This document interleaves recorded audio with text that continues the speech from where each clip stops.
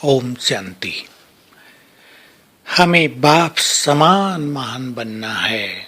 ब्रह्मा बाबा ने जिस तरह स्वयं को तपस्या में तपाकर खरा सोना बना दिया, संपूर्ण बना दिया, हमें भी त्याग तपस्या के बल से, वैराग्य के बल से स्वयं को वैसा ही बना देना है।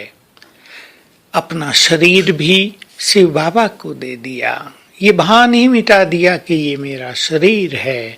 वैसे ही हम भी अपने देह को ऐसा ही मान लें कि ये बाबा ने हमें सेवा अर्थ दिया है, बाकी इससे हमारा और कुछ लेना देना नहीं। ये बाबा की अमानत है, सेवा पूर्ण होगी और हम ये बाबा को वापिस दे देंगे।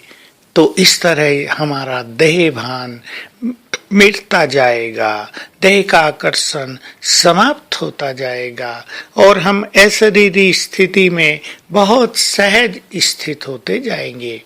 ब्रह्मा बाबा सचमुच बाप समान बने, शिव बाबा जैसे बने, नेक्स्ट टू गॉड हो गए।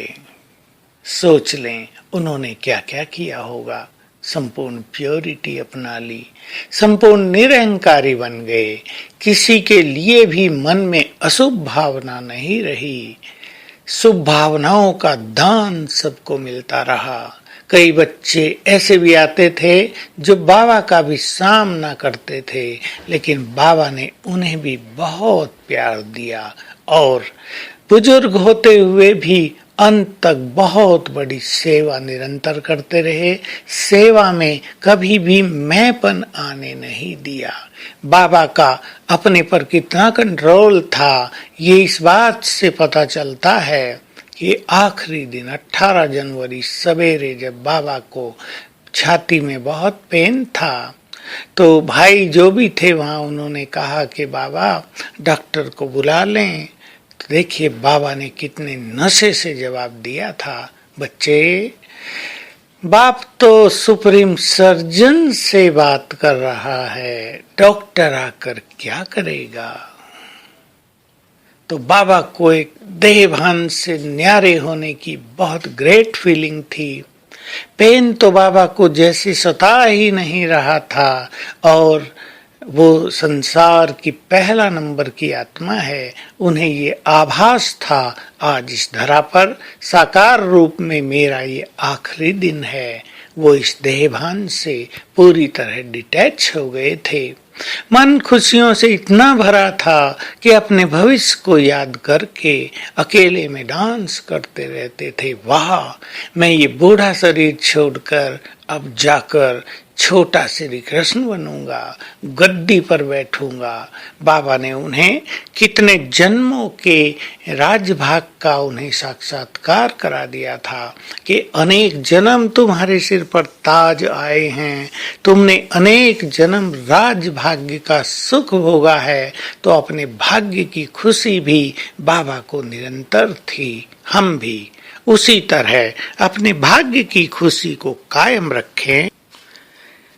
यदि बाबा का भाग्य बहुत महान था तो उसके बच्चों का भाग्य भी तो बहुत महान है। हम भी तो इस सृष्टि के हीरो एक्टर हैं, हम मास्टर क्रिएटर भी हैं।